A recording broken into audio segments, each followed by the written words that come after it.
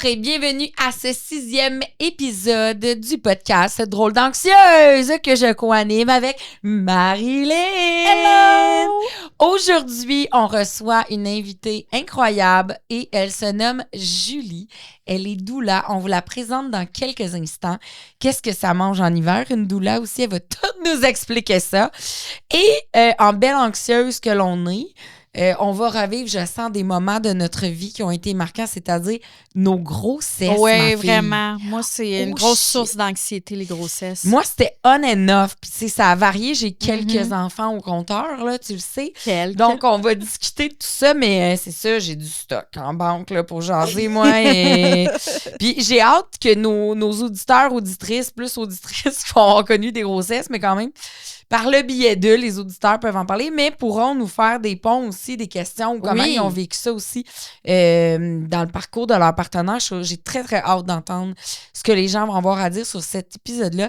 Et, sans plus tarder, je dois absolument mentionner que tout ce projet existe grâce à la clinique virtuelle. Oui, madame. Qu'est-ce que c'est la clinique virtuelle? C'est quelque chose de très nice. Oui. C'est la possibilité d'avoir recours à des professionnels de la santé pour t'aider avec ta santé mentale.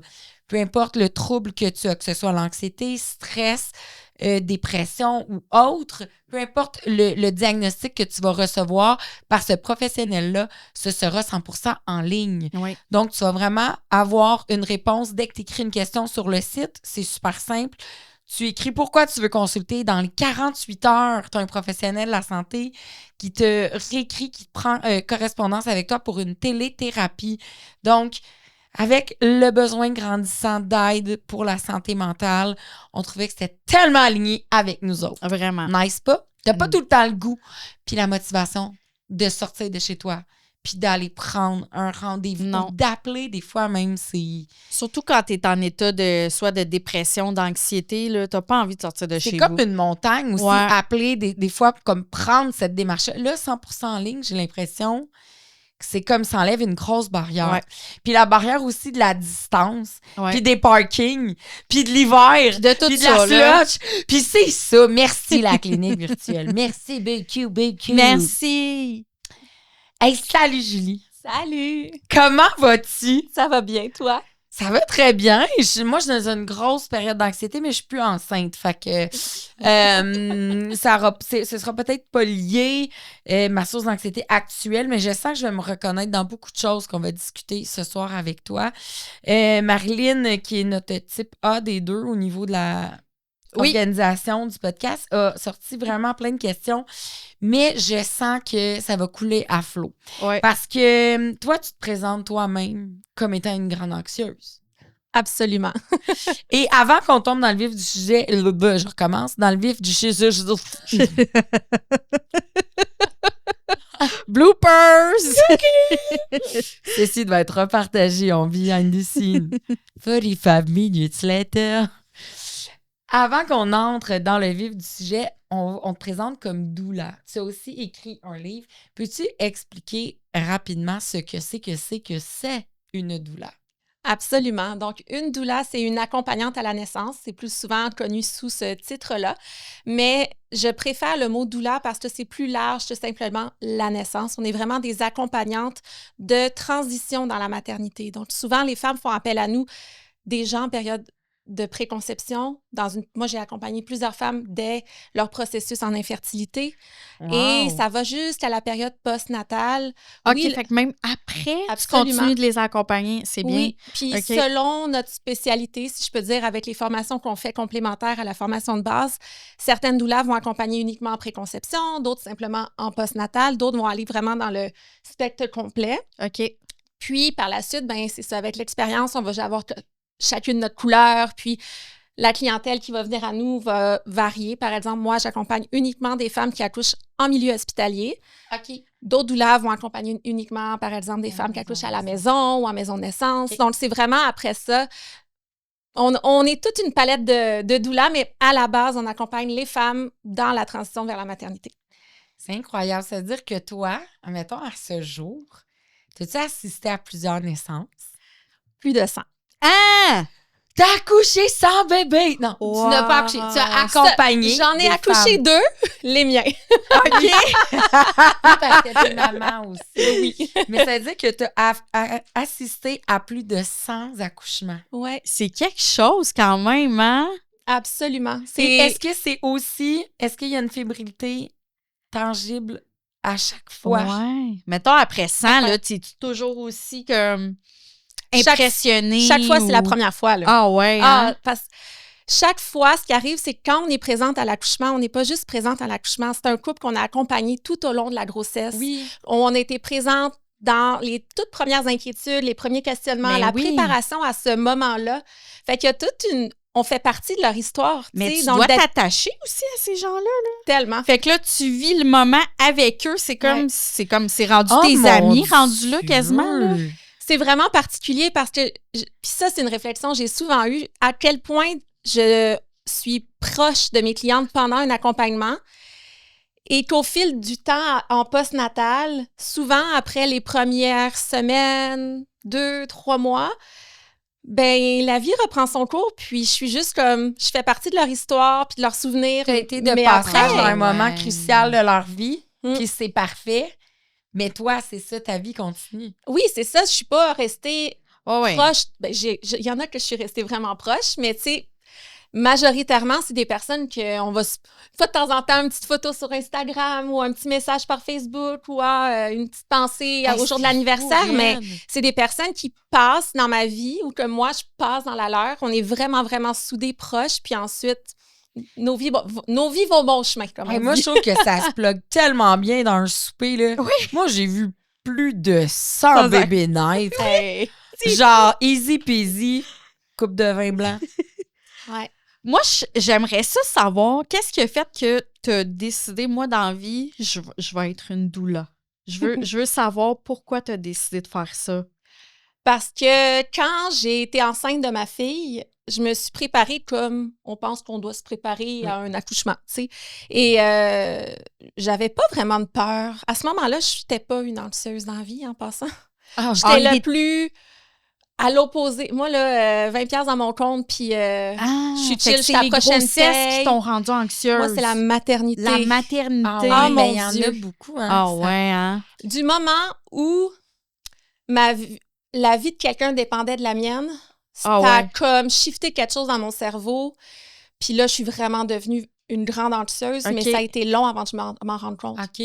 Mais ça, répondre à ta question... Oui. Parallèlement, en fait, c'est que je suis devenue doula parce que mon accouchement comme tel a vraiment été difficile.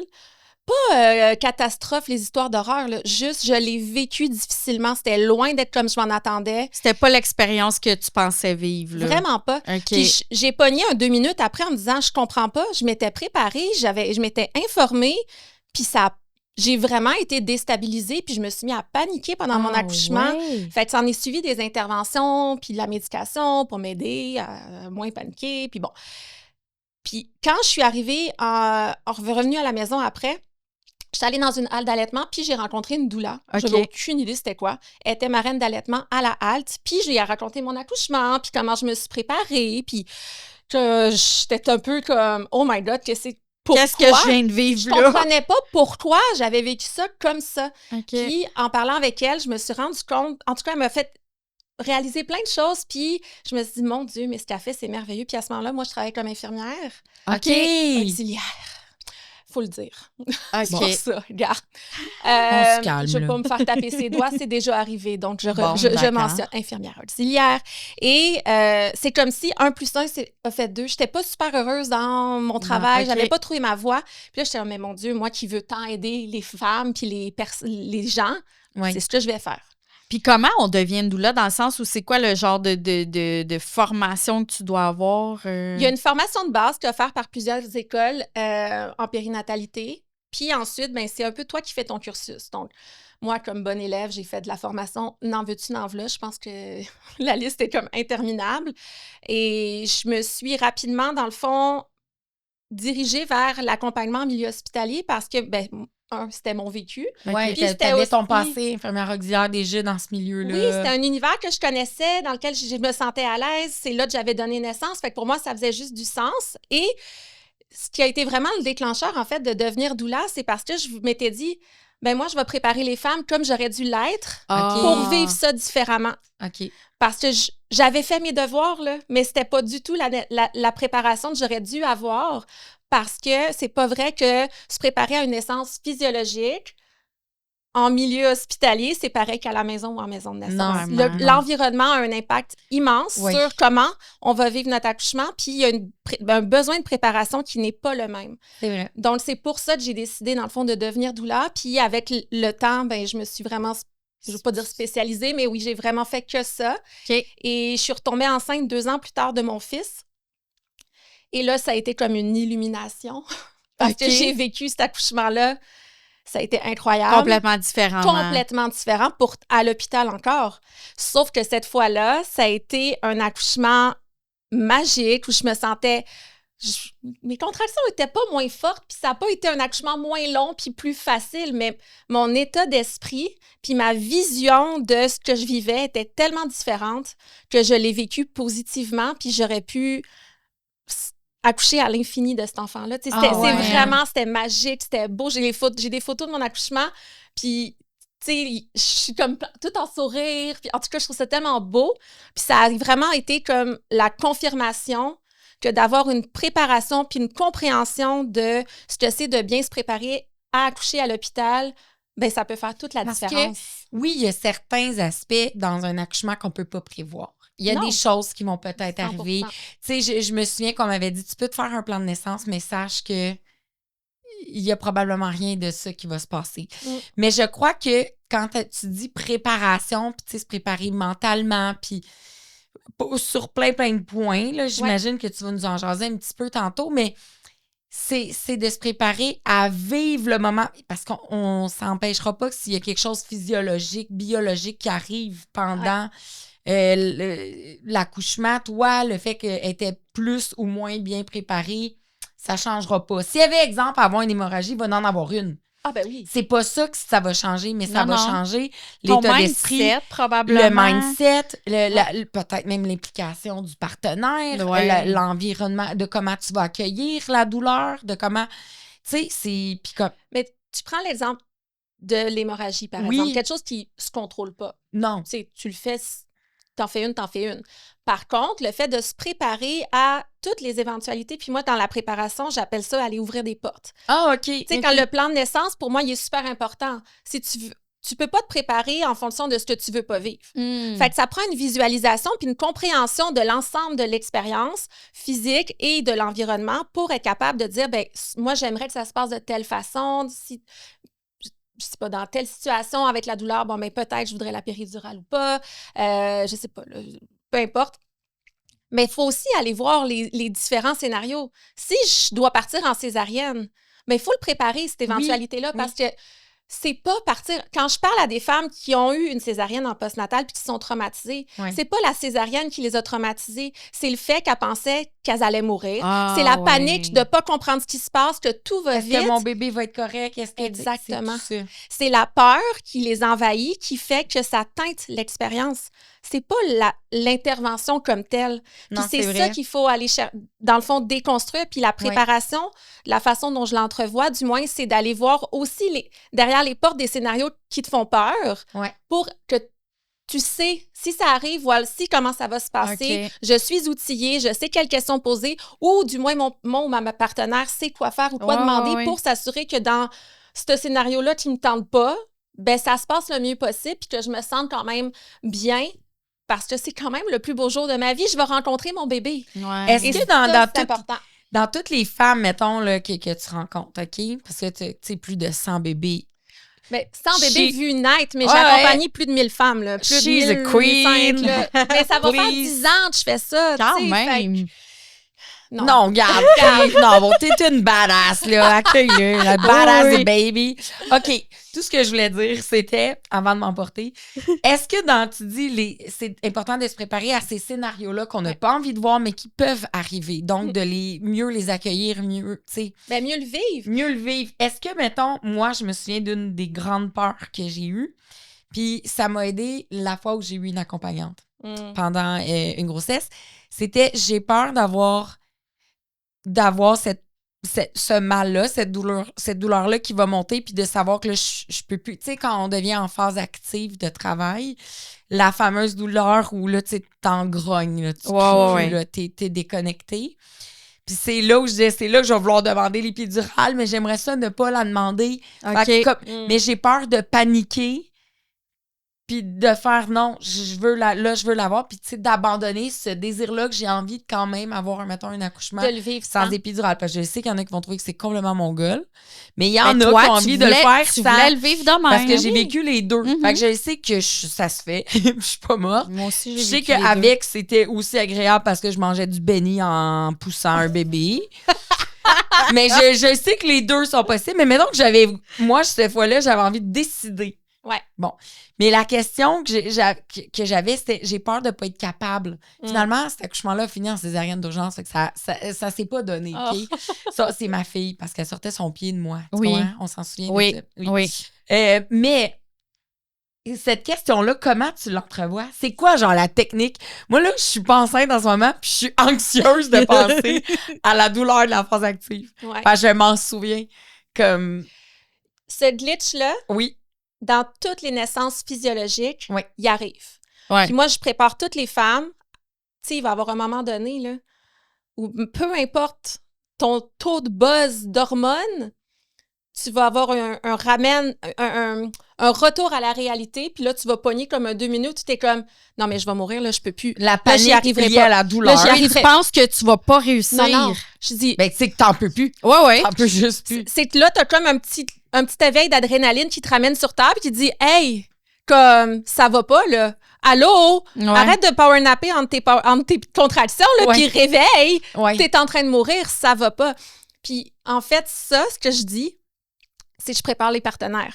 Okay. Ce moment-là, ce qu'elle te dit, c'est qu'elle a peur, c'est qu'elle doute, puis qu'elle a besoin d'être rassurée, qu'elle est encore en sécurité dans son environnement, puis que ce qu'elle vit, c'est normal, puis que ça va bien aller. Est-ce que tu dis aux partenaires, ça achève? Non, parce que des fois, ça achève pas tout de suite. Juste à 4. Ah, ben non, mais ça, c'est différent. Ce moment-là de ce que je parle, souvent, il est vers la fin, tu sais. Oui, ben souvent, c'est pour ça que je le nomme, mais... Mais c'est vraiment ça, c'est de voir au-delà de ce que la personne dit. C'est quoi le besoin qu'elle nomme? OK. Puis, ce qui va vraiment jouer sur la perception de la douleur, c'est la peur. Si tu te sens pas en confiance, puis si tu te sens pas en sécurité dans ton environnement, ben là, tu es complètement dans l'analyse pour voir, c'est-tu correct, je suis-tu correct, mon bébé va-tu bien, moi je vais-tu bien, est-ce que je vais y arriver? Oh mon Dieu, ça fait-tu longtemps? Là, il reste combien de temps? Là, tu te mets là, la roue à spin. Oui. Et là, l'anxiété embarque. Oui. Et là, plus tu es en analyse de ce que tu vis, plus tes sensations, ils te rentrent dedans. Oui. Fait que ce qu'on a besoin de faire, c'est de juste rassurer et ramener la maman à t'es en sécurité, t'es entourée de personnes en qui t'as confiance, qui sont là pour t'aider, puis de juste la ramener tranquillement. Si la personne me dit, par exemple, pendant son travail, « Oh mon Dieu, là, j'en peux plus, je veux la péri », pendant une contraction, le truc, c'est « Puis là, je vais masser, je vais comme juste et j'attends après la puis là, la contraction va passer. Parce que la contraction va passer. Et si elle la veut vraiment, là, pendant la pause, on va discuter. Sinon, elle va juste se repartir au pays des merveilles, buzzer sur ses endorphines. Puis là, à la prochaine contraction, ça va venir. Je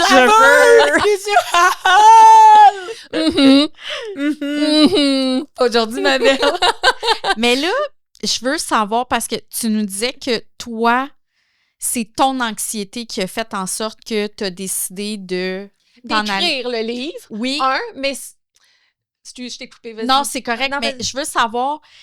Dans le fond, qu'est-ce que tu as vécu? Est-ce que ton anxiété a commencé quand tu es tombée enceinte ou c'est vraiment à l'accouchement, ce que tu as vécu à ton premier accouchement qui a fait que là, tu as commencé à vivre de l'anxiété? C'est tellement deux choses parallèles parce que mon désir de devenir doula puis d'accompagner était vraiment en lien avec l'expérience d'accouchement. OK. Puis parallèlement, au fil de ma maternité, j'ai pogné un 2 minutes en me rendant compte que je vivais beaucoup d'anxiété comme maman. Et je retrouvais chez mes clientes qui venait vers moi parce qu'elle faisait, elle, de l'anxiété pendant la grossesse en vue de l'accouchement, les mêmes patterns de cerveau qui spinne, puis d'inquiétude, puis tout ça que moi, je vivais, pas du tout en lien avec le même sujet, mais dans ma vie face à mes enfants. Je fais de l'anxiété, moi aussi. C'est vrai que ça t'a... C'est là que j'ai fait comme, hey, je file pas depuis un bout, puis en fait, c'est pour ça que je file pas. Mais il y a vraiment comme eu dans les 2 ans après mon fils, là, en même temps, tu me diras, c'était la COVID. En plus, ça n'a pas aidé. Ça aide pas. De 2019 à 2021-22, là, la première année avec mon fils, là, bliss total, là, comme tout allait bien, la vie était belle. Puis là, j'ai recommencé à travailler, puis là, à travailler comme infirmière, mais en clinique périnatale. Fait que mon travail de jour, c'était avec des femmes enceintes et parallèlement, comme doula, avec des femmes enceintes. Là, c'était 100% que ça toute ma vie. Et naturellement, venaient à moi des femmes qui faisaient énormément d'anxiété dans leur grossesse ou en prévision de l'accouchement pour toutes sortes de raisons. Puis j'aimais ça, les accompagner. Là. Je me sentais utile. Puis j'ai comme, inconsciemment, j'ai commencé à aider celles qui vivaient ce que moi je vivais sans en avoir conscience. Puis à un moment donné, là, ça... Oui, je me disais, hey... Je me le disais pas, mais à un moment donné, je l'ai réalisé, puis je me dis, my God, tu sais, depuis 2-3 ans, j'aide des femmes qui vivent, en fait, ce que moi, je vis. Comment ça que moi, je suis pas capable de passer par-dessus? C'est quoi mon problème à moi? Comment tu avais des manifestations d'anxiété? Exemple? As-tu des nous, on aime ça parler des symptômes. Les symptômes. Hey, n'en veux-tu des symptômes? Name drop tes symptômes. On devrait faire jingle. Oui. Name drop tes symptômes. Non? Alex, il est pas d'accord. Découragé. Il est genre... C'est pas moi qui va chanter, en tout cas. OK. Mais toi, tes symptômes, c'était quoi? Gestion d'émotions, beaucoup. OK. De culpabilité omniprésente. Ah ouais? En fait, je passais de me sentir comme une mère de marde à essayer de plus en être une. Finalement, m'a fait ça. Fait que me ressentir encore plus mal. Fait que là, j'avais de la peine. J'étais en colère. Et là, plus ça allait, plus je naviguais juste entre ces 2 émotions-là tout le temps. Tous les jours, c'était ça, ma genre... vie, c'était à un certain point, là, quand j'ai touché le fond. C'était comme... J'en suis venue à un point où je me disais, tu sais, si je pourrais me laisser avec mon chum, j'aurais comme des journées toute seule. Oh! Parce que là, pas parce que je l'aimais plus, là. Parce que tu voulais vraiment, juste comme... Je me sentais tellement inapte, je me sentais tellement pas assez que j'en suis venue dans ma... Tu sais, comme t'en parlais dans des épisodes que j'ai écoutés, tu sais, quand tu te mets à penser puis tu vas loin dans ton... Moi, j'en étais rendue là. OK. J'en étais rendue là, puis j'étais là, ça n'a pas de sens. Je veux dire, avec mon chum, on est super heureux, on s'aime comme jamais. Je comprends pas comment je peux... Clairement, si je considère de me laisser avec lui, c'est parce que je ne vais vraiment pas bien. Tu avais besoin de temps pour toi, de me-time, mais au plus sacrant. Là. Puis c'était même pas tant du me-time, c'était du... Pas de responsabilité. Oui, puis de me dire, ben pendant ce temps-là, eux autres sont bien, ils sont pas avec moi. Ah, mon Dieu, OK. Ils sont pas avec moi, ils sont pas avec leur mère qui braille ou qui crie tout le temps. Je sentais vraiment que tu te fessais dessus, là. Ouais. Puis là, quand j'étais pas avec eux, ben là, c'était les scénarios catastrophes. Ouais. Fait que comme, exemple. On aime ça, les scénarios. On est bonne. On est bonne là-dedans, les scénarios catastrophes. Tes symptômes, les scénarios. Je suis pas pire aussi, là. L'école de mes enfants est sur le bord des champs. OK. Moi, si j'amène mes enfants à l'école le matin, j'ai besoin de les voir de mes yeux rentrer dans l'école parce que Sinon, il s'en va dans le champ en arrière, genre. Sinon, il y a un petit monsieur qui ramasse en arrière de l'école, puis mes enfants sont retrouvés morts, violés dans le champ. C'est le genre de scénario là, que toute la journée, j'angoisse. Puis là, je check mon téléphone si j'ai pas un message, genre de l'école, que mon enfant n'est pas arrivé. Puis là, les journées où je reçois un message que mes enfants sont à la maison. Tu sais, j'ai oublié d'aviser que les enfants sont malades à la maison ou un des deux. Puis ils m'écrivent à 1h de l'après-midi pour me dire « Votre enfant n'est pas là ». Là, tu paniques, là, ils sont là. Non, c'est pire, je pète une coche, j'appelle l'école, je commençais à vous m'appeler à 1h pour me dire « Mon enfant n'est pas là » depuis 8h à matin. Pas rendu compte. J'étais comme, si un jour ils sont pas là à 8h30, là, quand la cloche sonne. Moi, je vais le savoir juste à 1h l'après-midi. Fait que là, je faisais encore plus d'anxiété parce que là, je questionnais. Je les ai-tu vraiment vus de rentrer dans l'école? Oh mon Dieu! Ça a été vraiment... Mais ça, c'est... Ça, c'en est un pas pire, là. Ben, en fait... Mais tout. Mes enfants, s'ils sont dans l'auto avec quelqu'un d'autre que moi, Ah oui. ils ont un accident de voiture. Ah oui. Ça, Ils vont, je veux dire... Je peux-tu dire quelque chose? Quand mes enfants allaient dormir chez ma mère, je demandais à ma mère qu'elle soit sûre que sa batterie de son détecteur de fumée fonctionnait. Oui. Parce que s'il y a le feu, je veux être sûre que le détecteur de fumée va partir. Ouais. Parce que moi, chez nous, les détecteurs de fumée, c'est très important. Fait que je m'assure si mes enfants vont dormir ailleurs, est-ce qu'il y a un détecteur? Comment on le vit, guys? ça, Mettons, là. notre enfant va chez quelqu'un, c'est une après-midi d'été, puis tout, puis là, il y a une piscine. Ah non, moi, J'ai ils viennent se jamais baigner chez filé nous. avec ça. Ouais, je sais, moi aussi, mais Ouais. là, comme il y a un âge où ils grandissent, puis ils veulent plus tout le temps être Moi, chez moi, je le disais aux parents. nous. Ouais. J'écrivais, mettons que la mère, on se textait, je disais, j'ai aucun problème, mais j'ai besoin d'être rassurée. Mon enfant ne sait pas nager. Je vais lui mettre sa ceinture, je vais vous donner sa ceinture de sécurité. Je veux m'assurer qu'il va y avoir des adultes qui vont être là. Tu sais, mettons des parties piscines, des parties de faire des affaires de même. Ah, je vais m'inviter au party, moi. Ah, moi, là, Ouh, c'était comme... Julie, la débarque. Je vais emmener une gazolière, Hey. mais je m'en viens. Moi, je vais si c'est un party, là, pour vrai, je vais m'inviter au party. Ah ouais? Ah, non, J'ai jamais osé, mais je pense que ça aurait été une bonne idée Mais pour en même mon temps, anxiété. mes enfants vont pas chez le monde que je connais pas bien. C'est que ça, j'allais Ouais. dire. Fait que moi, j'ai une bonne habilité à me faire amie avec les parents des enfants, là, les Ouais. proches. Là, je suis comme, je choisis en 3-4, là, c'était bon chum, là, me mettre bonne chum avec leur mère. Puis, Ouais. Mais moi, je touche du bois, tu sais, à date, je les connais bien, là, les parents, Ouais. des amis très proches de mes Ouais, enfants. c'est ça. Sauf que, reste que c'est ça, il y a un âge où, tu sais, Ah, pré-ado, tout, ils veulent aller. Hey, Ah. si on J'allais se ramène, baigner, mettons... là. Moi, je voudrais pas que ma mère soit là, à 13 ans, là.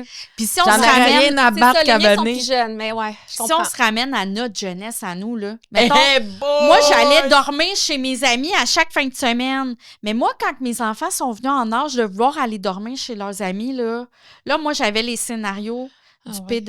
père pédophile. Ma fille va Ça dormir avec. chez son ami, mais son père, c'est un pédophile, fait qu'il Ouais. va la toucher pendant que... Tu comprends? Ah oui, je l'ai eu récemment, ça. Fait Mais que, là, ça peut. Ouais. tu sais, Ça peut clutcher vite d'un cerveau. Puis nos parents, je pense pas qu'ils... En tout cas, moi, je me rappelle pas que ma Je pense mère pas avait que mes ces parents, scénarios-là non plus. quand j'étais Non, jeune. clairement pas. Je sais pas si le fait que maintenant, il y a beaucoup de choses médiatisées, puis qu'on On a dirait plus que... conscience. Mais je on pense. a accès à une information, même quand on n'en veut pas, on en reçoit. Écoute, Fait que- moi, là, c'est comme... J'ai jamais aimé ça que mes enfants aillent dormir ailleurs, là. C'était une phobie, là, vraiment. Mais nous autres, on s'entend-tu? Moi, je me rappelle de des fins de semaine que je voyais pas mes parents tellement j'étais juste chez oui. mes Ben amis. oui. Oh Puis oui. genre, j'y allais à vélo, puis je Faut revenais, que vous il faisait un rentrez petit peu quand plus le noir, mais lampadaire va allumer. genre, hey, avec le maillot, puis tout. On dirait qu'on vivra On a plus vécu une ça. vraie belle enfance, Oui, nous, je suis on dirait contente. que ça arrive. Mais check comment ça nous a pas fait plus équilibrés pour autant. cool. Sérieux, hein? Ça n'a rien changé. Non. Hey, mais sais-tu à ce moment-là que toi, tu as eu l'idée du livre? Parce que là, je veux qu'on parle du livre. C'est venu plus tard. C'est parce venu plus que tard? C'est vraiment une opportunité. En fait, moi, je n'ai jamais eu la prétention de penser que je pourrais écrire un livre dans ma OK. vie, déjà en partant. C'est vraiment une opportunité qui s'est présentée à moi par concours de circonstances. OK. Puis j'étais là, ça me tente, tu sais. Ah ouais. C'est quelqu'un qui t'a proposé d'écrire un Histoire livre? courte, Oui. je faisais du yoga avec quelqu'un qui a écrit plusieurs livres. OK. Toutes les semaines, on allait à des cours de yoga ensemble. Ben, on n'allait pas ensemble, mais il était dans le même cours que moi. Puis après, on jasait tout le temps un peu, puis tout ça. Puis là, dans ce temps-là, j'allais quand même souvent à des podcasts. Puis il me disait « Hey, je t'ai écouté l'autre jour, nanana. » Puis je disais « Ah, ben justement, je songe à partir de mon podcast, j'aimerais ça. » Puis il était comme « Ben non, arrête, fais pas ça. Écris donc un livre à la place. » Puis j'étais comme « Ah, elle est bonne. » Puis là, je suis partie, puis là... Là, t'as commencé à avoir l'idée. Une demi-heure de char, retournée à la maison, j'avais comme tout mon plan, le cours d'après. Là, maintenant que tu as mis ça dans ma tête, je fais comment, tu sais? OK. Là, qu'est-ce que je fais si je veux l'écrire, ce livre-là? Puis là, il t'a guidé Il m'a là-dedans. présenté son éditeur, on a eu une rencontre, puis Édition Cardinal, genre plongé all-in dans mon idée, puis... J'adore. Bon, puis Ouais. parle-nous du livre. Qu'est-ce qu'on retrouve dans ce livre-là? Mettons, je suis enceinte actuellement ou je compte l'être, ce Oui. qui n'arrivera plus jamais. Mais pour toutes celles qui nous écoutent, Oui. en quoi ce livre-là peut être genre ma mine d'or? C'est vraiment une référence pour dès le petit plus. Comme si tu essaies là, de tomber Je veux enceinte qu'on le maintenant montre en ou même temps. de Tu peux le montrer aussi, il est tellement beau en dedans, là. Oui. Mais, ouais, t'as juste une main. Ouais. J'ai juste une main. Mais, C'est pas grave. il y a plein d'images. Il n'y en a pas tant que ça, mais oui. Mais il est beau, les couleurs, c'est popé, c'est beau. Dans le fond, j'ai collaboré avec Mon idée, là, c'était d'écrire un guide qui allait aider les femmes pour être une référence dès que tu tombes enceinte, tout au long de ta grossesse, tous les questionnements, les inquiétudes, les sources de stress des femmes enceintes que j'ai vues et entendues à mille reprises. T'as vraiment chaque trimestre puis tout ça là-dedans. Tout rapatrié là-dedans. Puis, j'en ai fait un livre d'accompagnement. Fait que oui, il y a un volet mes conseils de doula, mais il y a aussi une gynécologue, une pharmacienne, une sexologue, une nutritionniste, une kinésiologue qui ont collaboré, dans lequel il y a des petites pages, des petites sections. Les pages mauves, c'est des petites sections Q&A. Ah, j'adore! Puis, j'ai des témoignages de clientes aussi qui partagent leur vécu. Fait que je voulais vraiment que ce soit autant informatif que doux pour l'âme, pour autant...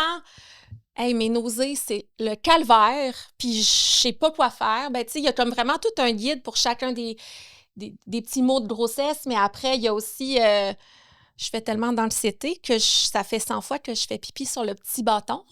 Oui. Tu sais, fait le plus important, je pense, pour les femmes, quand elles sont enceintes puis qu'elles vivent de l'anxiété, c'est qu'elles se sentent pas jugées puis qu'elles trouvent les bonnes réponses à leurs questions. Fait que c'est vraiment ça. Mon livre, c'est de l'information juste.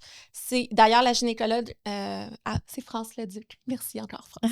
A fait toute la révision scientifique. Fait que tout c'est là, c'est pas... c'est pas genre dans ta tête. C'est pas Julie qui a inventé ça. C'est vraiment... Mes sources sont là. C'est validé par une gynécologue qui a relu toute l'entièreté des volets plus scientifiques et tout ça.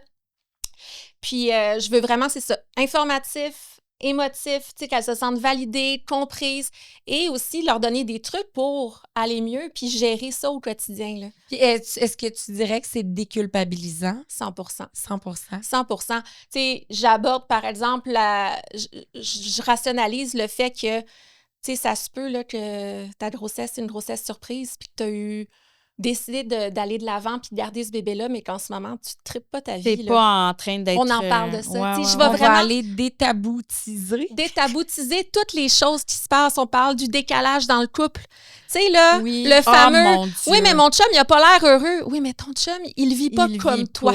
Fait que c'est d'amener la compréhension de tout ça en validant que ça se peut que tu trouves ça rough, mais de l'autre côté, voici pourquoi tu ressens ça. Est-ce que tu parles un peu des changements corporels, celles pour qui c'est plus difficile peut-être ou moins, ça s'accepte moins naturellement, disons? Oui, on en parle dans l'image corporelle avec la sexologue, puis aussi on parle de l'entraînement durant la grossesse, parce qu'il y a beaucoup de femmes qui se mettent beaucoup de pression par rapport à ça. Fait qu'on vient vraiment... mais là, avec les affaires de fit mom, il y en a, ça va faire genre du crossfit jusqu'à 40,2. Comment elles font ces femmes? Mais il y en a peut-être pour qui c'est faisable, mais au sens où c'est pas un goal ultime. Non, du tout, là. Fait que là, je suis comme... Puis moi, ce que je vois beaucoup, c'est des jeunes femmes qui tombent enceintes, mettons, puis qui se disent qu'elles doivent mettre leur legging pas de maternité jusqu'à la fin de leur grossesse. Là.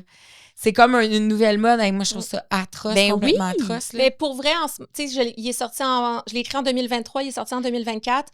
Puis là, déjà, 2 ans plus tard, je pourrais comme faire un tome 2.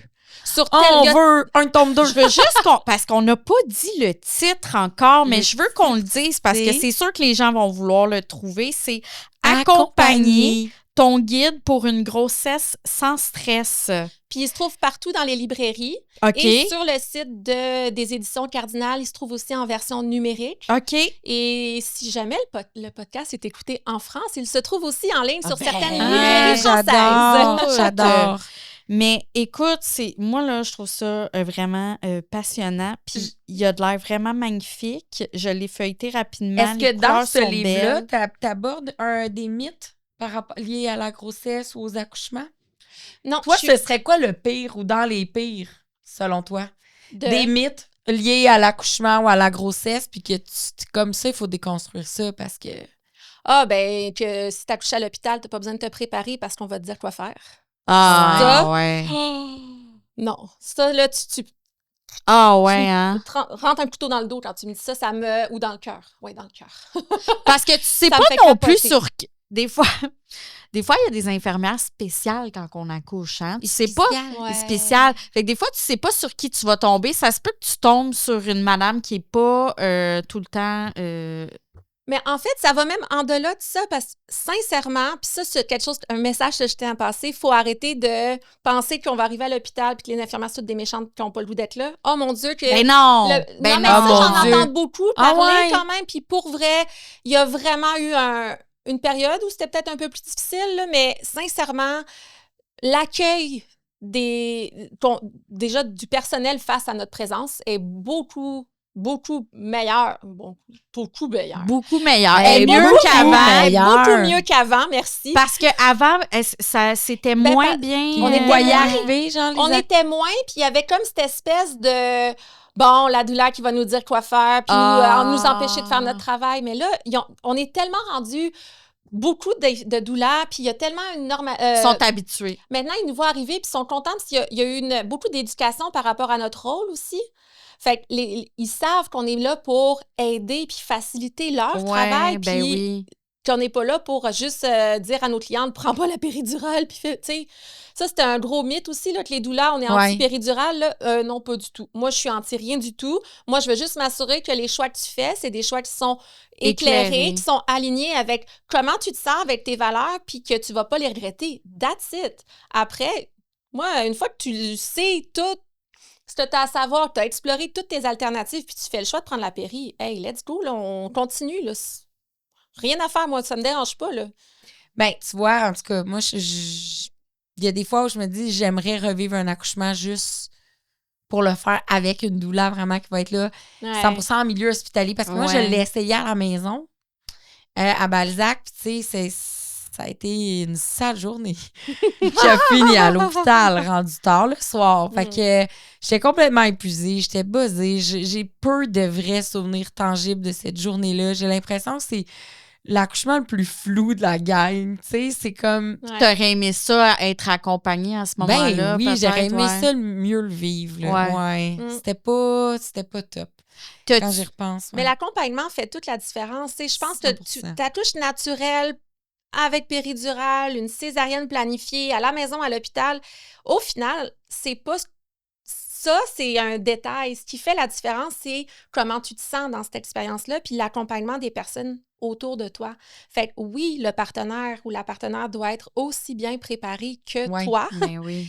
Et quand tu as la chance de pouvoir faire le choix d'avoir une autre personne qui t'accompagne, ben c'est sûr que ça fait une différence parce que l'avoir une douleur, ça permet d'avoir un œil externe qui est moins impliqué émotivement et qui va pouvoir te rassurer puis te guider sans tomber dans l'émotif. Souvent, les partenaires, à un moment donné, sont comme un peu... puis, tu sais, je veux dire, c'est ça c'est normal vu, tu sais, je veux dire, leur implication dans ce moment-là. Est-ce que ça t'est déjà arrivé de sentir que tu étais l'accompagnante du partenaire plus que de la femme qui est enceinte? Parce que tu sentais une anxiété plus grande ou chez l'homme, mettons, ou le partenaire, peu importe. Non.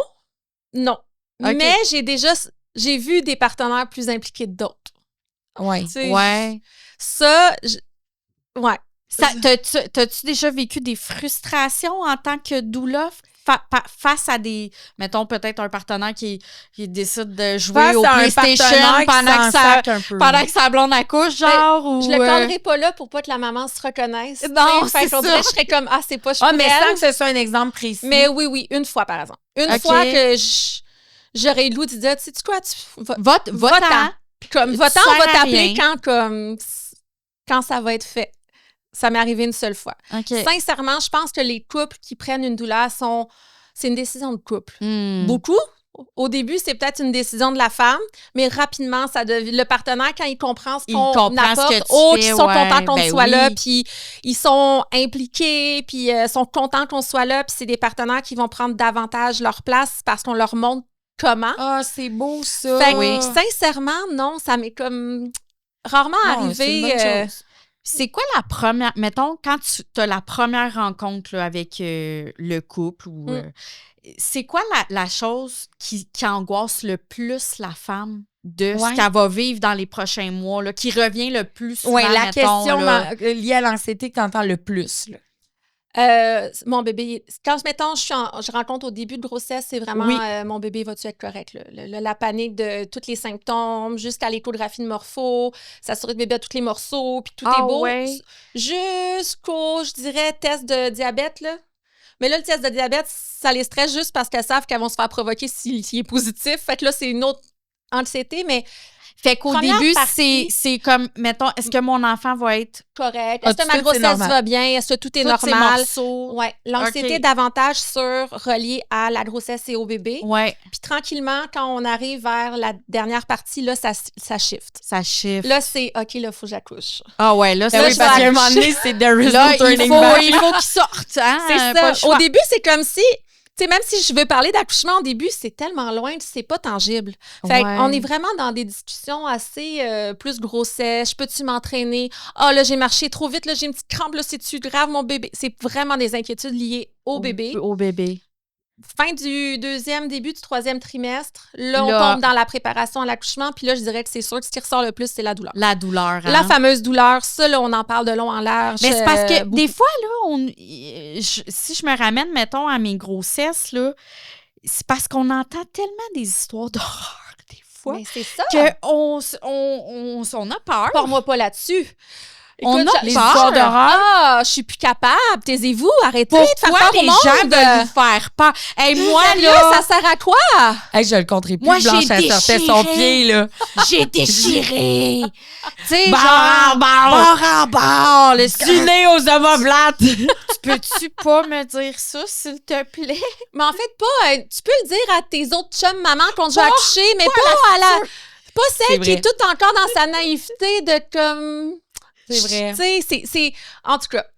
Mais ça l'aide pas personne, ben là. Non! Ben non! Puis, tu sais, c'est ça qui arrive, c'est que la peur de l'accouchement, au final, là, on n'est même pas souvent encore enceinte. Dès qu'on entrevoit la grossesse, l'idée d'avoir un bébé, tout de suite, on se dit... C'est la première affaire. Je veux-tu vraiment accoucher? Ouais. Parce qu'on a peur! Je me souviens de oui. Dès que j'avais eu un plus, tu sais, je me souviens, mettons, le premier mois de grossesse de Léo... Écoute, mettons, outre la peur de refaire une fausse couche, parce que ça aussi, ça doit arriver souvent. Oui, on n'en a pas parlé, mais c'est... je veux qu'on en parle, je veux qu'on garde ça en tête, je veux qu'on en parle. Mettons, je savais qu'il est implanté, donc éventuellement, il va falloir qu'il sorte. Okay. Puis il y a pas 1000 places, donc... là, je me dis tout le temps, j'ai 8-9 mois pour m'y faire. Mais tu sais... Plus il grossit, moi, j'ai le goût de m'y faire. Ben non, c'est ça. Puis c'est ça, je me souviens de me dire, j'avais peur. Je me souviens d'être enfant puis de dire, moi, je veux jamais accoucher. Ben non, ça fait peur. Je faisais mes cours d'infirmière auxiliaire.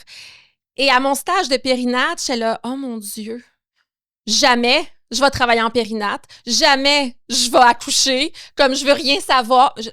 J'ai fait du chemin, clairement, parce que... Clairement, t'es rendu les deux pieds dedans. Trouve la bonne personne. Il y a des choses qui se passent chimiquement dans notre cerveau. Clairement. Mais oui, c'est ça. En fait, c'est que souvent, les femmes sont même pas encore enceintes, puis ils ont déjà, juste à l'idée d'accoucher, la peur qui les envahit, c'est physiologique. Puis ça, c'est parce que depuis qu'on est petite, on se fait dire qu'accoucher, c'est une expérience à craindre, une expérience terrible qu'il faut anticiper. Mais pensons-y, dans un film, c'est quoi la scène?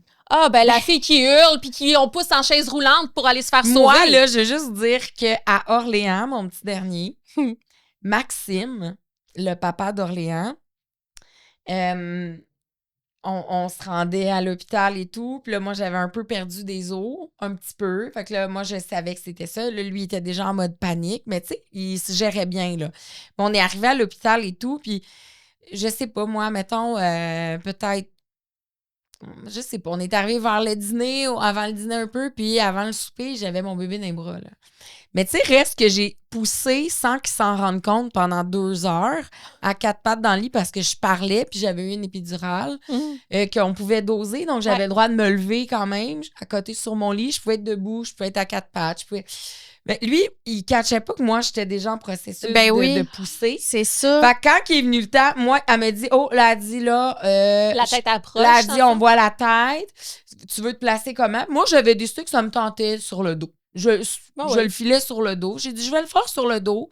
4 pattes, ça me tentait pas. Puis c'est là que Maxime m'a regardé, il a regardé les médecins, puis il a fait... Ah, c'est là? C'est déjà là? Là, moi, je suis comme déjà. Tu sais, dans ma tête, ça fait 2 heures que je pousse avec des pauses. Mais lui, il a jamais catché parce que j'étais pas en mode je me décompose, puis je hurle, puis je me liquéfie, puis je me gère plus. Ouais. Fait que quand c'était vraiment la poussée comme l'extraction, mettons, là, comme la tête sort, lui, il était là, mais non. Mais c'était pas déjà. Non, mais lui, il était genre pas prêt à accueillir ça tout de suite. Parce que c'était pas comme on voit dans les films. C'est une image qui s'était faite. Elle va hurler, elle va vouloir crever là. Ouais. Ben oui. Il va y avoir du sang qui revole tout bord de côté. Dans sa tête, c'était ça. Puis tu sais, pensons-y, là. Moi, ma mère m'a toujours dit, parce que, tu sais, après que tu as fini d'accoucher, j'en aurai plus jamais, je veux plus en avoir, nanana. 3 mois plus tard, t'es comme, on dirait que t'oublies. Un jour après. Moi, je l'avais des bras, j'étais déjà down. Ben, c'est pendant, moi, c'est pas juste avant de pousser. Moi, là, dans la phase, avant la délivrance, là, mettons, là, parce que moi, je considère que quand je poussais, je me délivrais en sacrament. Ça me faisait du bien de sortir ça de là. Moi, c'est le avant de se rendre à ce que ça sorte de là. La transition. La transition, là, à ce moment-là, je me disais, je veux mourir, tuez-moi quelqu'un. Oui. Je l'haïs, pourquoi il est là? Donnez-moi une euthanasie. Euthanasiez-moi. J'ai déjà même regardé le père de mes 4 premiers, mon autre ex, puis j'ai dit c'est de ta faute tout ça. Tout ça, c'est de ta faute. En hurlant dans une contraction. Puis il était juste comme d'accord. Comme aucune réponse ne sera permise de toute façon, fait que je vais m'abstenir. Mais mettons, parce que je veux qu'on parle de, mettons, une femme a vécu, comme qu'on parlait, d'une fausse couche. Ouais. Ou un processus de fertilité aussi. Ou un processus de fertilité ou un premier accouchement traumatisant. Bien, tout ça, c'est ma clientèle. C'est ça. Ça, c'est 98% de ma clientèle. Fait que, dans le fond, toi, là, ton travail de doula dans ces scénarios-là, c'est de les préparer. Ben, c'est-tu un peu de leur faire comprendre que c'est pas parce qu'ils ont vécu ça, mettons, une première fois que ça va réarriver?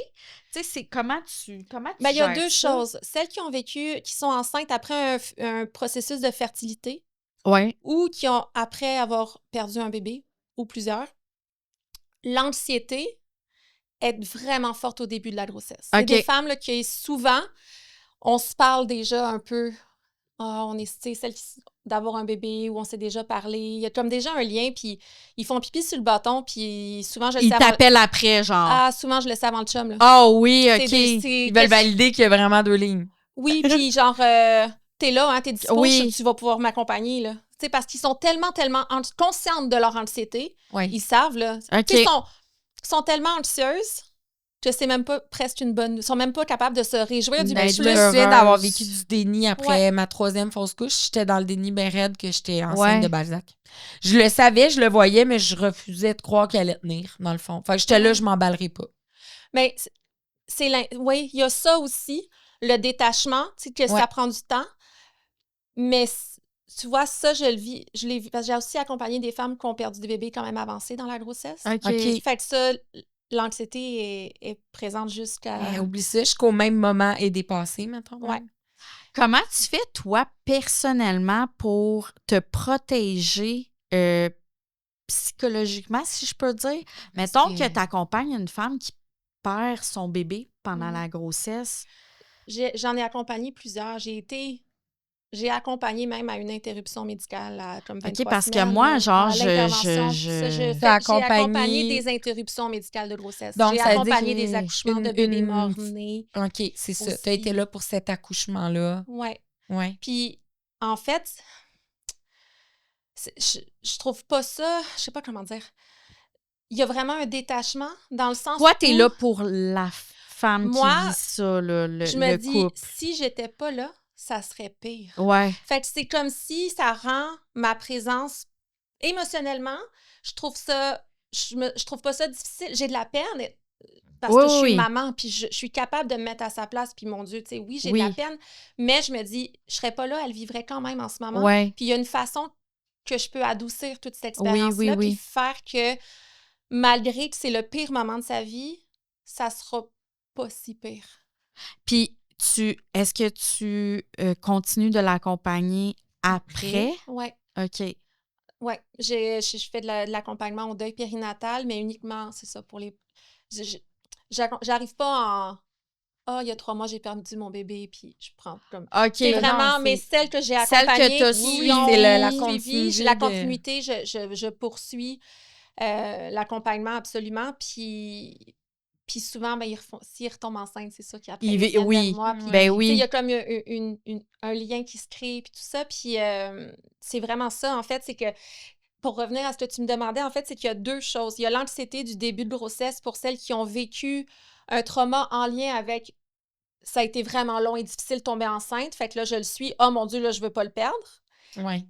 Ou ils en ont déjà perdu plusieurs, ils ont fait des fausses couches, puis là, ben, le bébé, il est là. Fait que là, il faut qu'il s'accroche, celui-là. Fait que là, c'est... Mon rôle dans cette période-là, c'est simplement d'accueillir. Tu sais, ça sert à rien d'essayer de normaliser, puis de la rationaliser, puis de dire, mais non, tu sais, ça sert à rien. Ça sert à rien. C'est présent. Ouais. Moi, mon rôle, c'est de juste être là pour l'écouter, puis qu'elle ne se sente pas jugée, puis de la guider dans certaines réflexions ou certaines choses pour l'aider à d'elle-même faire le cheminement de. OK. Mais, je veux dire, je ne pourrais pas enlever le fait qu'elle a peur de perdre son bébé. Elle a peur de perdre son bébé. Oui. Le problème, c'est quand ça devient... Puis j'en parle dans le livre, c'est quand ça prend toute la place. Ouais. Quand ça prend toute la place, c'est que là, on ne parle plus d'anxiété temporaire. Là, ça devient pathologique. Puis, en fait, souvent, ce qu'elles vont me dire, c'est « Ah, mais là, quand je vais avoir 12 semaines, ça va passer parce que là, je vais avoir passé le 12 semaines. Mais non, parce qu'à 12 semaines, elles vont trouver une autre raison. Choses. Ah oui, mais là, j'attends de passer ma clarté nucale. Ah oui, mais là, je le sens pas. Quand je vais le sentir bouger, je vais être moins stressée. Là, je le sens bouger. Ah ouais, mais là, aujourd'hui, je ne l'ai pas senti bouger. Fait que là, je fais de l'anxiété. Fait qu'au final, ce qui arrive, c'est que celle pour qui ça va rester, c'est vraiment, ça devient une grossesse anxiogène. Et le problème, en fait, c'est que c'est pas forcément détecté, traité, accompagné médicalement. À moins que la femme, en fait, le nomme clairement, genre... Oui, parce qu'il y en a qui vont être capables de le dire. Je me souviens, moi, c'est là que j'ai commencé, il y a 14 ans, à Léo. J'ai levé un flag à mon médecin, j'ai dit... Je vais te dire des choses, puis après, tu me diras si j'ai besoin d'une pilule. Puis j'ai dit, là, je suis rendue game, tu me donneras celle qui est la moins pire enceinte. J'étais rendue prête à ça, j'étais comme... Puis elle m'a dit, ouf, t'aurais pas dû attendre aussi longtemps. Bien, c'est ça, sauf que c'est pas dépisté automatiquement, comme la dépression postpartum l'est au rendez-vous post-nat. Ils font un questionnaire, ils demandent à la maman, tandis que durant la grossesse, l'anxiété ou la dépression prénatale n'est pas dépistée de façon systématique. Donc, si la maman ne rentre pas dans le bureau du médecin en disant « Je vais crissement pas bien, je m'inquiète pour tout, je vais folle », la médecin pourrait ne même pas savoir que sa patiente elle est dans cet état d'esprit-là. Fait que moi, mon rôle, c'est un peu aussi de faire « Hey, tu sais, peut-être que tu devrais en parler à ton médecin. » Celle qui me texte tous les jours puis qui m'envoie des photos puis tu sais, c'est un peu ça aussi, de faire « Hey, tu sais, je pense que ça va en delà de mon champ de compétences puis d'accompagnement, puis je pense que tu aurais besoin d'un suivi médical. » là.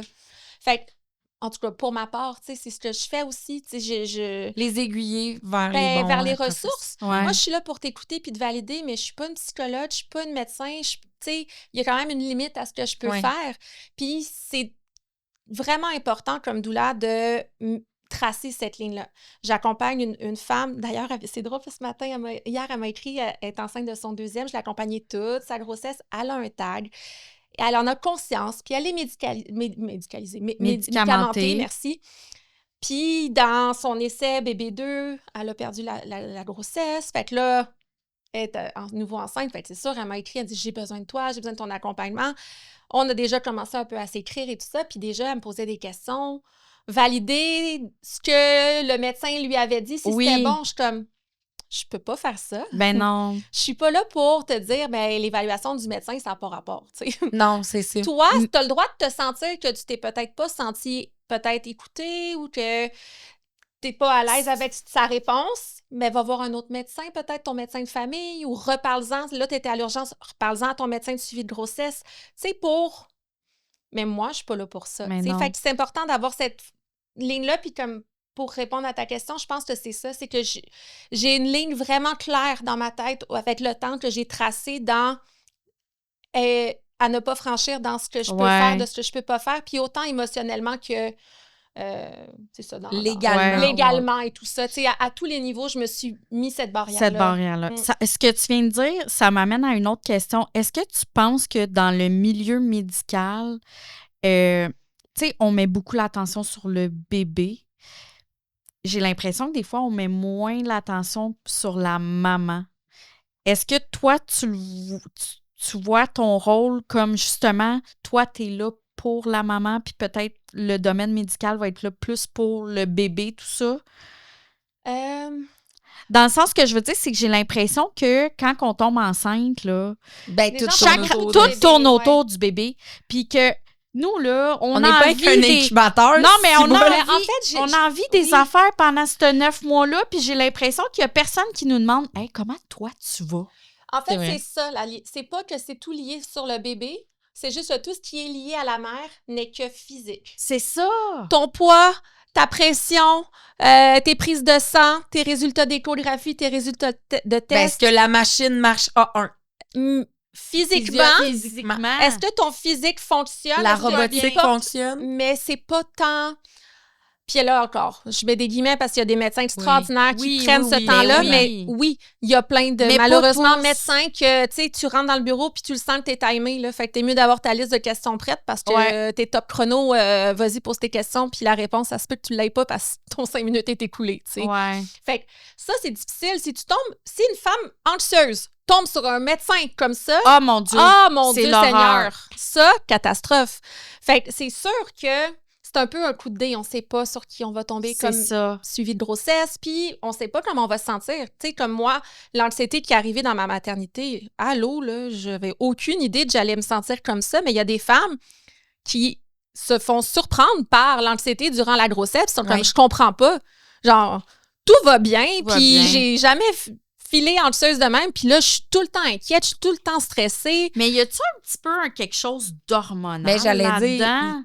Tu sais, le fait que nos hormones soient comme un peu all over the place quand on est enceinte, là, ça peut-tu jouer ça peut être un facteur sur notre anxiété? Je pense qu'il y a un facteur, en fait, que c'est comme l'éveil de l'instinct maternel qui, là, se développe davantage. Puis on commence déjà à se plonger dans nos nouvelles responsabilités, puis tout notre vie va changer. C'est pas rien, là. On va s'occuper d'un humain. Toute notre vie. Puis on va l'expulser. On va l'expulser. Il y a comme ces deux choses-là. Il y a par rapport à physiquement l'accouchement, qui est quand même gros en soi, mais il y a aussi le rôle de mère, tout ce qui vient avec. Puis ces deux choses-là combinées, no wonder que les femmes capotent un peu, là, à un moment donné. Il y en a pour qui la grossesse, c'est comme je vais pas dire le déni, mais c'est comme, ils sont un peu dans leur petit monde de licorne, puis ça les frappe après. Tôt ou tard, toute femme qui devient mère tape ce mur-là, plus doucement que d'autres, certaines, mais OK, là, j'ai une petite vie à m'occuper et tout ce que je fais peut le fucker. Mais c'est ça! Fait que c'est sûr qu'il y a quelque chose en nous qui s'éveille, puis il y en a qui ont une plus grande fragilité que d'autres, probablement, qui fait que on développe l'anxiété de cette façon-là. Je pense que les hormones peuvent, pour certaines, être une espèce d'accélérateur d'un problème d'anxiété qui était déjà sous-jacent, mais là, un mix hormonal, les questions liées à la grossesse, la peur va juste faire exploser. Des fois, c'est une bombe à retardement aussi. Là, mais je suis pas mal sûre que les hormones, malheureusement, ont un impact. Mais c'est sûr, les hormones, ça joue, parce que même sur d'autres troubles psychoneurologiques, là, peu importe, comme le TDAH, tout ça, il y a des femmes là, que ça va se développer davantage et ils vont en prendre conscience après la grossesse, en préménopause, à la ménopause, parce qu'avec les changements hormonaux, ça vient comme changer. Et puis les femmes, là, on a un beau melting pot, là. Oui. Vraiment. Je t'aboute. Checkez-moi, là. Checkez son chandail. Regardez, là. Pensez-vous 2 secondes que ça va bien dans ma vie? Fin de la parenthèse. Hey Marie, moi, je pense que ça serait le bon moment pour amener du beau. Amener du beau, du bon à notre invitée. Oh. Julie. On a parlé de la clinique virtuelle qui rend ce podcast possible, mais c'est aussi possible grâce à un deuxième partenaire. Et je sais que tu es sur la Rive-Nord, toi. C'est dans le bout de Sainte-Mélanie.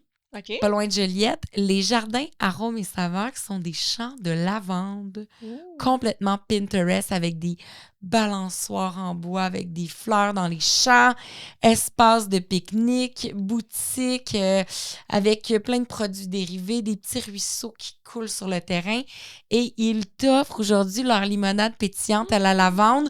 Donc, avant un prochain accompagnement, accouchement, tu te cales ça, t'amènes ça dans l'auto, garde-le pour quand une cliente t'appelle.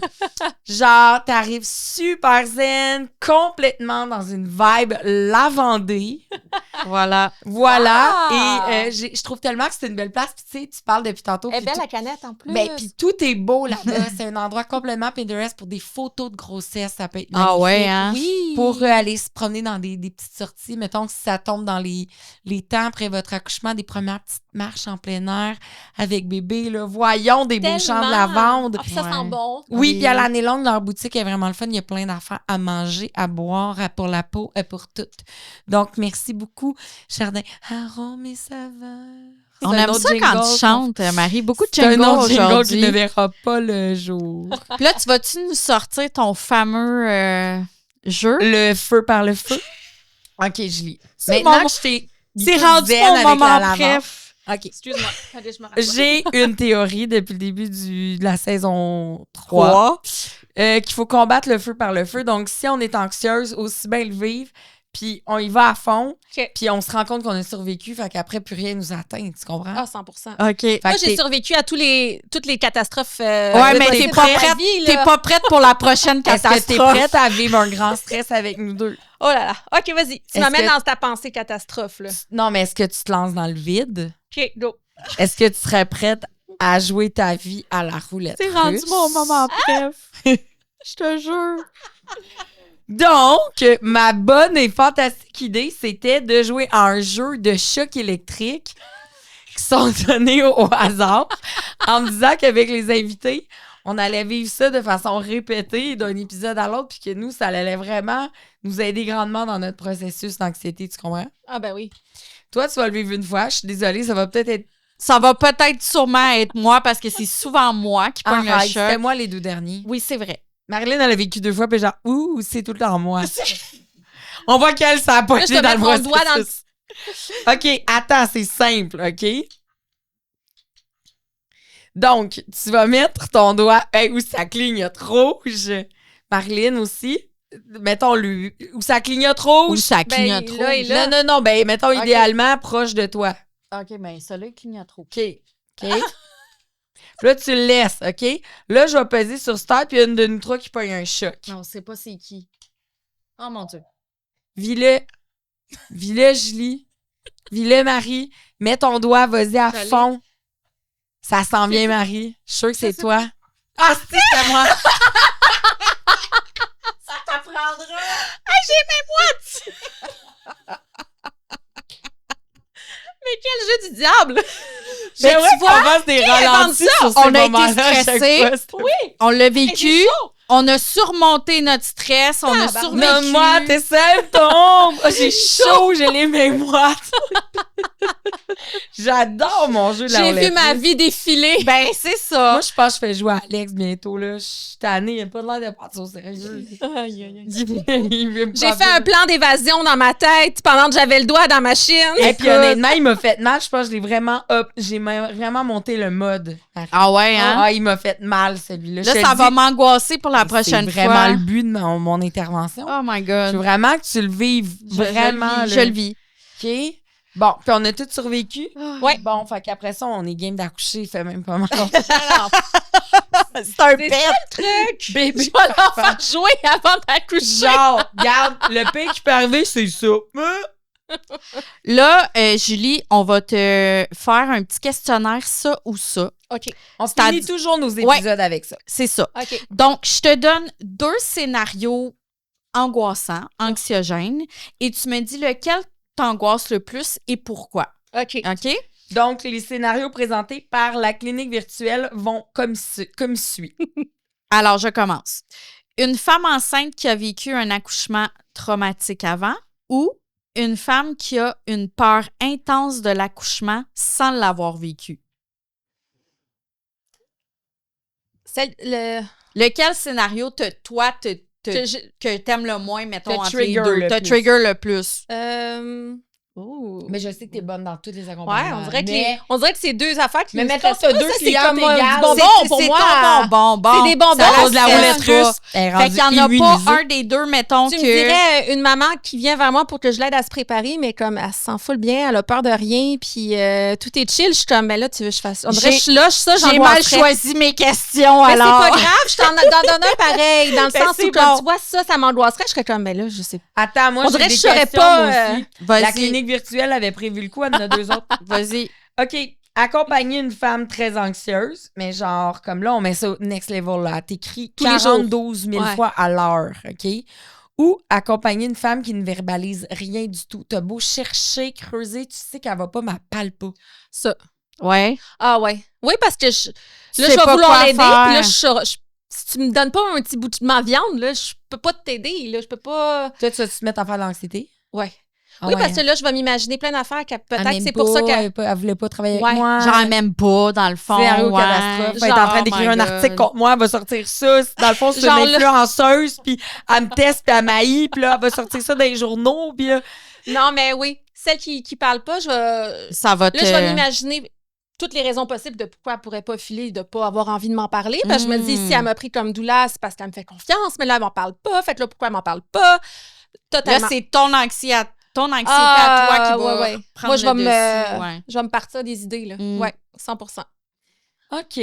Mais moi, je sais que peu importe le scénario qui arriverait, tu serais une queen. Une queen. Est-ce que tu peux nous plugger tes réseaux sociaux avant qu'on termine, tu sais, pour les gens qui veulent te suivre ou qui veulent te contacter? Comment qu'on te contacte? 100%. Mettons qu'on est enceinte et on veut que tu sois notre doula. Moi, je rêverais de retomber enceinte pour que tu sois ma doula. Ouais. Pour réaccoucher aussi, mais je veux pas le bébé après. Fait que je le revivrai pas. Mais pour quelqu'un que ça se prête, là. Oui. Mais là, je dois dire que je fais plus de présence à l'accouchement pour le moment. OK. Temporairement. Pour une année, en tout cas, pour le moment. Fait que je travaille vraiment en préparation à l'accouchement. OK. Préparation, donc accompagnement durant la grossesse. En fait, je fais de l'accompagnement, mais sans être présente physiquement. Okay. Fait que je suis là disponible à distance, je suis présente pour les rencontres prénatales, visites postnatales, tout ça, mais à l'accouchement, on s'appelle, mais je suis pas physiquement là. Par contre, j'ai ma préparation à la naissance dans laquelle je transmets toutes tes connaissances. Tout ton savoir. En fait, je partage tout ce qui a fait que comment je suis passée d'un accouchement difficile la première fois à le vivre de façon extraordinaire la deuxième. C'est quoi la différence de comment je me suis préparée? Tout est dans cette préparation-là. Okay. Et c'est ça, accompagnement en ligne, à distance et tout ça. Préparation, je peux faire à la maison si vous avez envie. Vous me le demandez, demande petite spéciale, puis je peux venir en préparation à la maison aussi. Fait que, tout ce deal, c'est juste je suis plus présente à l'accouchement. Et bien sûr, mon livre. Oui. Et tout se retrouve sur mon site web doulajuliamique.com et sur Instagram. Bon, ben on va aller te suivre, Julie, sur Instagram. Puis, merci tellement. Merci. Je pense qu'on aurait pu passer comme 3 heures à parler de ça. J'aurais parlé de grossesse à l'infini, moi, là. Mais merci à vous pour ce podcast qui m'a fait tellement de bien de me sentir moins seule et moins folle, même si je le sais que, tu sais, on n'est pas seul, mais ça fait du bien de l'entendre. Oui, ça fait du bien, c'est vrai. Parce que j'ai beau le savoir puis le répéter à mes clientes, ça reste que des fois, on a besoin de l'entendre nous aussi. Ça fait du bien d'entendre que je suis pas toute seule. Imaginez mes enfants... en train de se faire kidnapper. Ouais, tout ça, là. On vit tout ça. À me coucher le soir, à me coucher dans le lit le soir, puis imaginer, là, tu sais, OK, là, s'il y a un feu dans la chambre là-bas, là, on prendrait quel chemin? C'est quoi le meilleur scénario? Puis là, s'il y a quelqu'un qui rentre par en bas, là, comment je pourrais sortir? Je pourrais mettre une échelle pliante dans le garde-robe pour, au besoin, c'est ça. Je te file. C'est cool parce que souvent, il est rendu 2h du matin, puis t'es comme... Nice, mais là, c'est pas arrivé. Fait qu'il faudrait que je dorme. Mais les plans d'urgence sont faits. Faudrait que je dorme. Bref, merci à vous autres. Hey, merci. Ça fait du bien. Merci tout le monde.